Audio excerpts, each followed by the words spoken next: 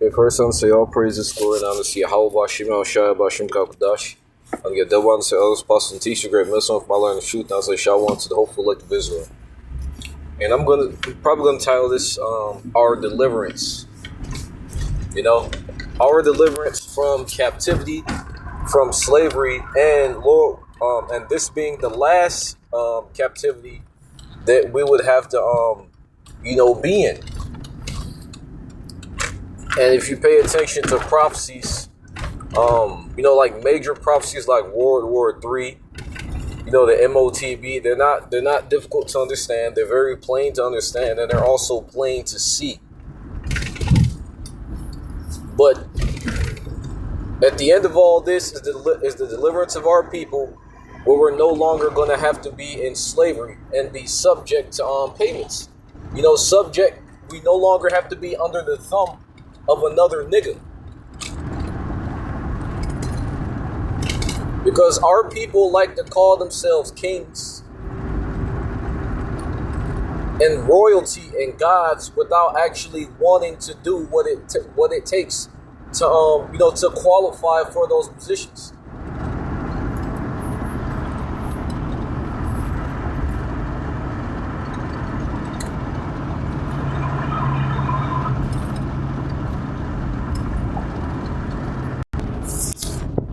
Start here, Deuteronomy 28 and 48.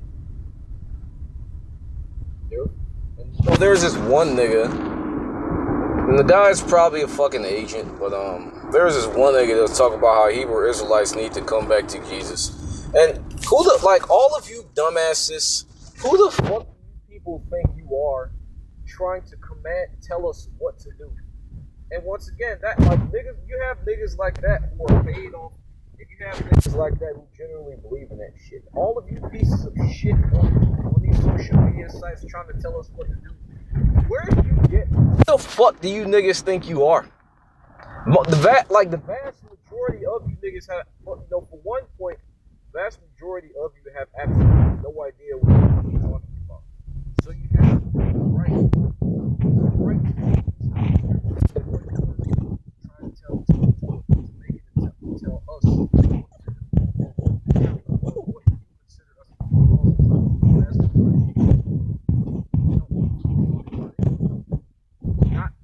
In the least.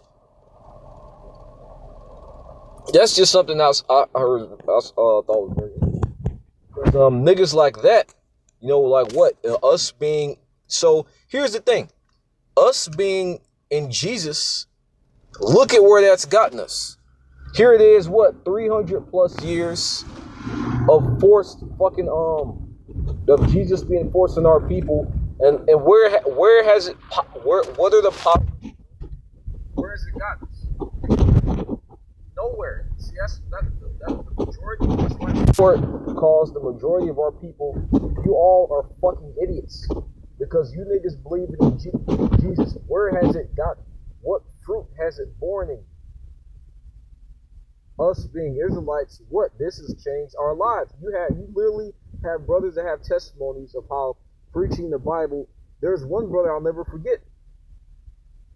How he mentioned how he had a family member that was into some gang type violence and shit, and he ended up getting literal fucking kidnapped because they thought he was his brother. If I'm not correct, he said that they looked like or something like that. But they were saying what they went through was one of the guys wanted to fucking him. But they went through his phone and they saw the Hebrew Israelites. And the picture of her literally saved brother's life. You have brothers that was into all walks of man's life, into all types of fucking crazy shit. Well, not too fucking crazy, but in the world we were niggas.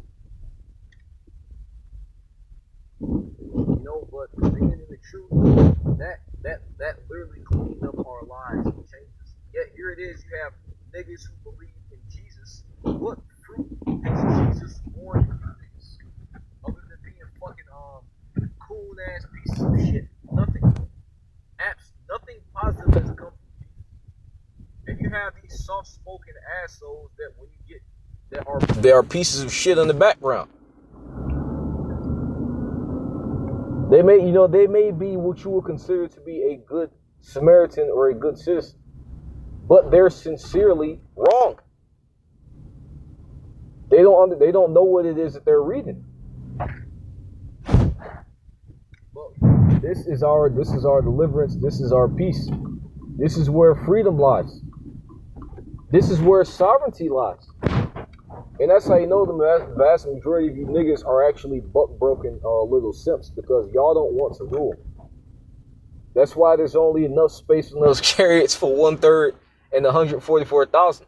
Because the rest of y'all don't want to rule. Y'all like being it's not even, y'all not even equal with the so-called white man, which is the fucking kicker. Y'all aren't even equal with him. Y'all are under this nigga, and y'all like that. Y'all are truly a broken fucking people. Deuteronomy 28:48. Therefore shalt thou serve thine enemies, which the Lord shall send against thee, in hunger, and in thirst, and in nakedness, and in want of all things, and he shall put a yoke upon thy neck until he have destroyed thee. But want of all things. We're going to have to go to our enemy for the want of all things. And make no mistake, these niggas are our enemies. All of the heathen, they are all our enemies. What a lot of Jake don't get is that the so-called white man, really specifically tolerates our people, and he sees a use for them. Actually liking someone and tolerating their presence are two completely different things.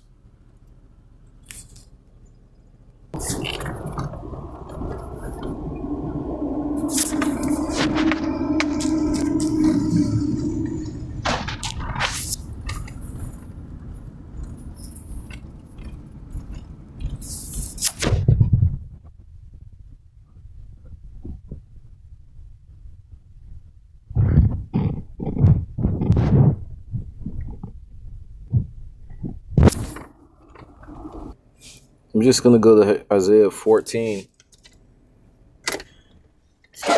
For Lord will have mercy on Jacob, and will yet choose Israel, and set them in their own land, and the strangers shall be joined unto them, and they shall cleave to the house of Jacob.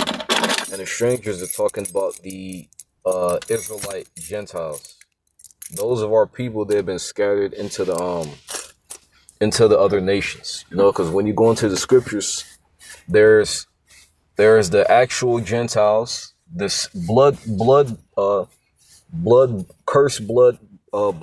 this Gentiles, but then there's our people that are Israelites but have been driven into heathen lands and adopted their ways, just like us in America. We would be looked at as Gentiles if for forefathers were here today, they would call us Gentiles.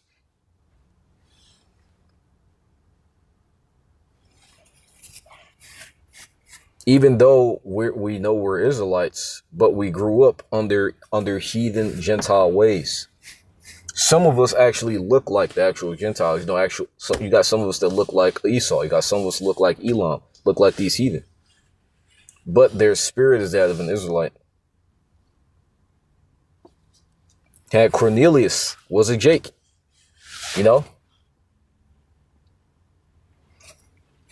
Syrophoenician woman, she was a Jake.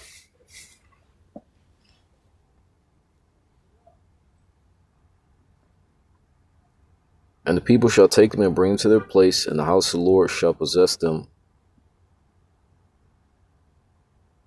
and the land of the Lord for servants, for handmaids.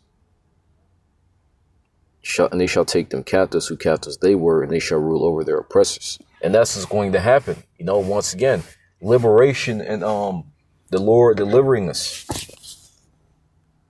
Because the thing about the world, another thing I want to mention is how no matter, like, our people, they want to seek, they want to seek peace between everybody, but that's not how it works. That's never been how it works. See, the common rabble may have peace among themselves, but at the end of the day, somebody has to sit in the throne. That's how it works. That's how it worked back then. That's how it works now. Somebody has to be at the top directing shit. There's always going to be a ruling class at the top directing shit. But our people, once again, they think that everybody is equal. That's not how this shit works. There has to be a king. There's always going to be a king.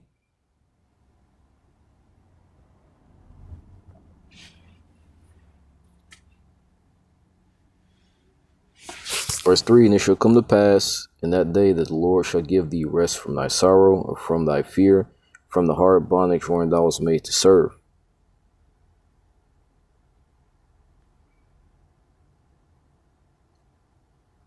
You know, it's going down in specifically into the so-called white man. But, you know, I just wanted to get that bit right there of how, once again, there's going to come a time where the Lord is going to, you know, he's going to save us.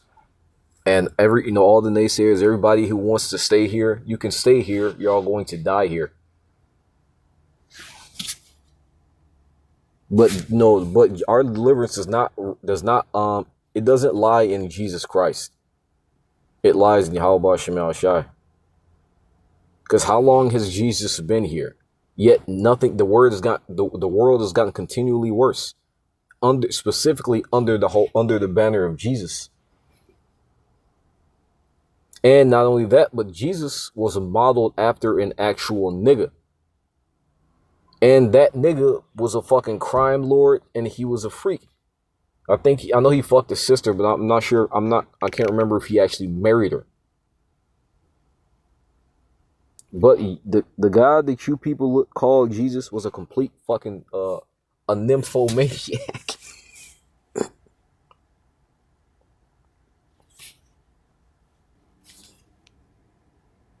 Now, I guess this is really kind of inspired by that video, too, because that guy, man, like, once again, he said, oh, I know it's in Peter.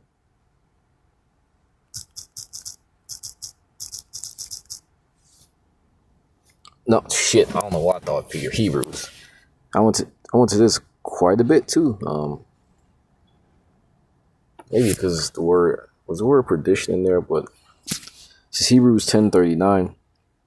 But we are not of them who draw back unto perdition. The word perdition means destruction. We're not of them who draw back unto perdition, but of them that believe to the saving of the soul. So once again, going back into Jesus, that's death. The modern Christian church, that's all death. We're not going to turn back and go go back into death. Like, even when you go to like the vast majority of Christians don't believe in the God that they say that they worship. So realistically speaking, what is there to go back to? Because all y'all talk about is God loves everybody. He accepts the Gentiles, and that's it. What about everything else in the Bible? Because there's a lot more than just that. History, prophecies, bloodlines. And a hell of a lot of that, Yet the average Christian don't teach any of that. And if they do, they go way fucking off on it. And the Bible is more than just some field. Once again, it's historical records, and proof of that is you can look up these damn Edomites, you know, the fucking their own records. These damn historical accounts and whatnot, history channels. These niggas actually go to these different types of sites and dig up actual biblical artifacts. For example, they actually found Noah's Ark. They actually found like the actual Ark, and it was exactly where it said it landed in the Bible.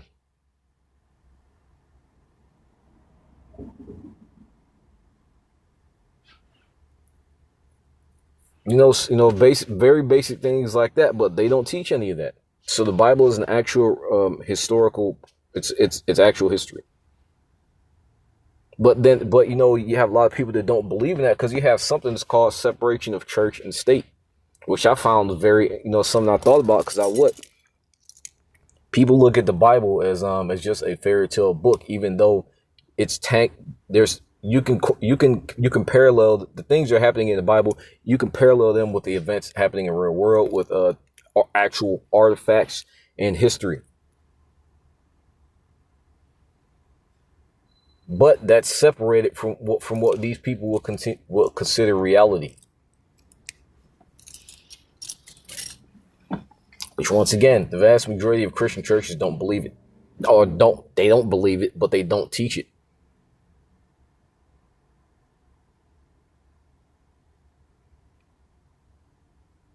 And we would know because, a lot of brothers like myself dragged all throughout church, all throughout my childhood.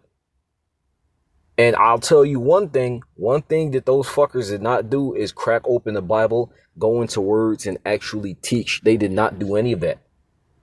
But I'm gonna try to end this quickly because I'll get the camp here in a minute. This is 1 Corinthians 15:51. But once again, this is where deliverance lies. This is where freedom is.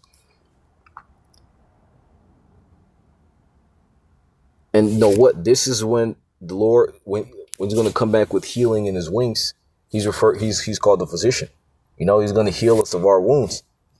Going to rebuild our people. That's what this is about. Getting the proper foundation and establishing a proper foundation and healing our people and having us being brought back into our kingdom, or our kingdom state, being brought into the kingdom, establishing our kingdom on the earth, which is going to be a physical kingdom built on the earth, just like every other kingdom.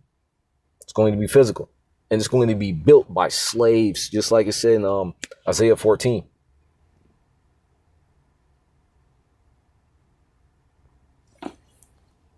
But people look at it like it's fairy tale. Why? Because they managed to separate, the Bible from what they would consider to be reality. Even though the Bible is reality.